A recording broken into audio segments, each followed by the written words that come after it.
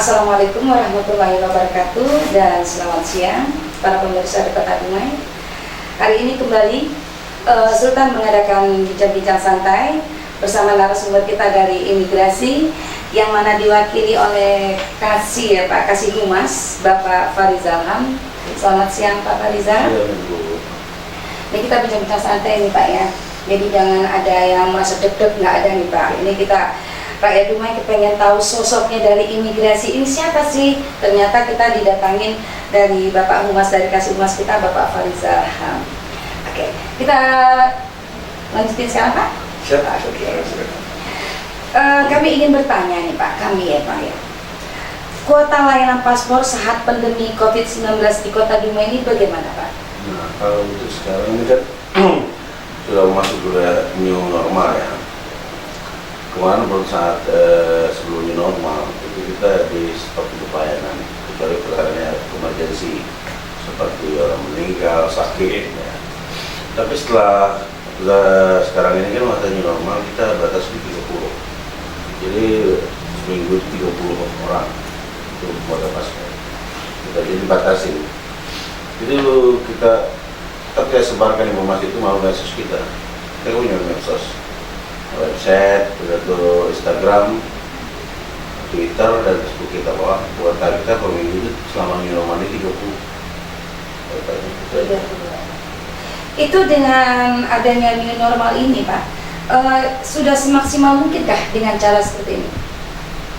Ya, karena apa kita kan sudah ada edaran dari Perjalanan Imigrasi bahwa kalau misalnya lebih normal ini kita ada yang pertama kita mematuhi itu protokol kesehatan.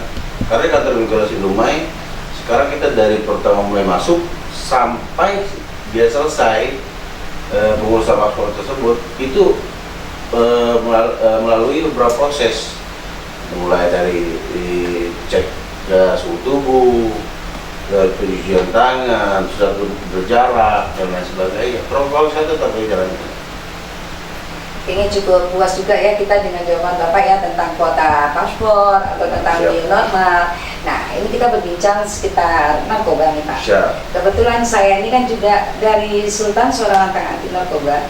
Tentu kita berbincang mengenai sekitar narkoba. Yang mana IL kami ini bersama lawan narkoba. Nih kalau imigrasi nih Pak, lalu apa sih tindakan imigrasi tentang narkoba di Kota Dumai? Kalau kita sebenarnya kita kan bagian dari birokrasi ya Bu ya. Salah satu penegak hukum di bidang keimigrasian. Misal contoh ya, kalau kami sih lebih ke orang asingnya. Pada saat tadi orang asing tertangkap narkoba misalnya, itu kita akan serahkan ke berwenang di kepolisian karena mereka selalu umum.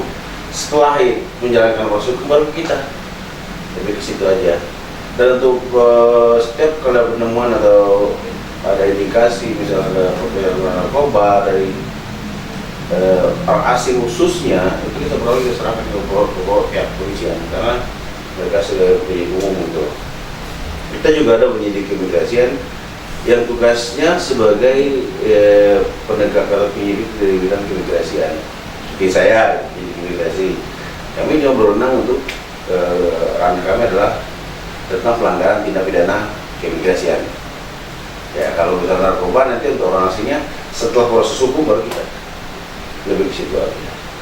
Jadi lebih mendetailnya tuh tentang orang asing datang ya Pak ya, utamakan banget ya. Datang keluar ataupun yang melakukan di sini tindak tanduk orang asing, kita lebih ke orangnya gitu. Ke orangnya. Yang saya tanya itu tindakan imigrasi terhadap narkoba di Kota Dumai, apakah hanya berfokus ke orang asingnya saja, atau yang saya tanyakan globalnya tentang di Kota Dumainya? Kalau di Kota Dumai kepada masyarakat ya kita kembali lagi kita adalah warga negara Indonesia yang baik. Dan otomatis kalau misal kita menemukan ada indikasi penyalahgunaan narkoba ya pasti kita ngelapor gitu loh. Itu udah itu secara atur udah melekat karena setiap warga Indonesia kan ada aturan. Setiap warga Indonesia yang mengetahui ada tindak pidana dia akan melaporkan atau bisa berwenang. Begitu juga kami, tapi di sini kan kita ada TUSI, ada tugas program TUSI dan kita tidak berhak untuk terlalu ikut campur ke sana atau melakukan penyidikan tidak bisa. Karena apa? Ada instansi yang lain yang bernama itu. Kita akan melaporkan, gitu.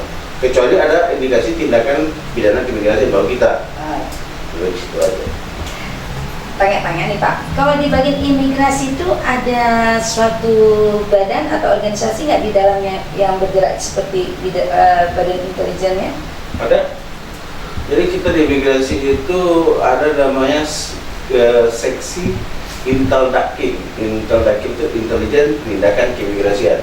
Nah di situ ya dia yang tadi bertugas sebagai pengawasan. Kita kan di sini kan ada di dalam imigrasi itu ada Timpora. Timpora ini ya dalamnya ada kepolisian, dari kejaksaan, Kesbangpol yang berperan aktif untuk menjaga Kota Dumai dari segi apapun itu gitu, apapun itu, baik itu narkoba, baik penyalahgunaan izin tinggal imigrasian, baik apa aja gitu. Mereka yang saling berkoordinasi nanti. Nah, di situ. Adakah masuk dalam suatu organisasi yang Bapak sebut tadi LSM masuk? Kalau di sini lebih kita kalau ini untuk hal-hal kayak gitu ya, itu kan kita percaya instansi ikatan.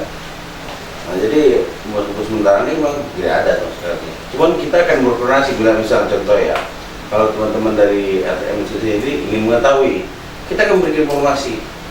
Kita tetap menjalin komunikasi yang baik gitu. Tibanya adalah suatu ikatan juga ya, yang bekerja sama gitu. Kita dan teman-teman biasa LSM, baik teman-teman dari media juga, kita kan butuh informasi juga. Nah, ada semacam keterkaitan di situ sama-sama. Mereka juga butuh mungkin informasi untuk disampaikan ke pusat atau kemana gitu kan. Kan kita koordinasikan, biasanya persurat biasanya gitu. Oke. Kayaknya kita udah merasa puas ya dengan jawaban dari instansi pemerintah kita dari imigrasi yang mana disampaikan dengan Bapak Farizal Ham sebagai Kasih Humas. Ada pesan-pesan Pak yang mau disampaikan untuk masyarakat kita Kota Dumai? Nah kalau segini begini sebenarnya ini dari pimpinan saya juga bagi teman-teman di sini juga. Kantor imigrasi Dumai sekarang kan udah masuk wilayah WBK nih, wilayah bebas korupsi. Jadi kan berharap nih, nah di sini kita berharap kerjasama. Kalau bisa ada indikasi pun melakukan tindak korupsi, silakan lapor ke kita.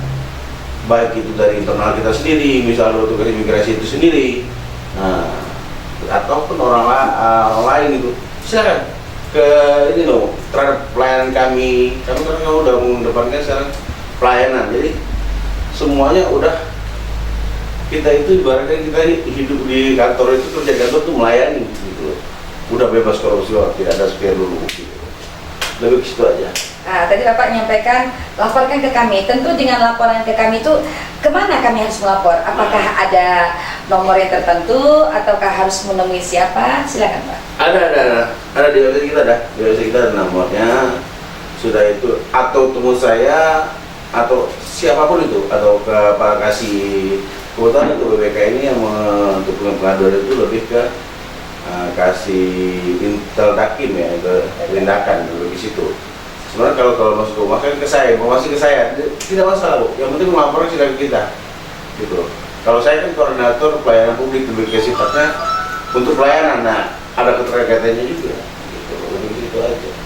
Oke, yang disampaikan tadi dengan Bapak Farizal Ham, kalau seandainya ada yang terkait dalam koruptor gitu Bapak bilang tadi ya, silakan hubungi pihak imigrasi. Nomornya pun bisa langsung ketemu sama Bapak Farizal, dan nanti dengan Pak Farizal akan disambung langsung ke bagian intelijennya gitu ya Pak ya. Nah, tapi setiap ada berita itu pasti sampainya ke Pak Farizal dulu. Ya, dari situ.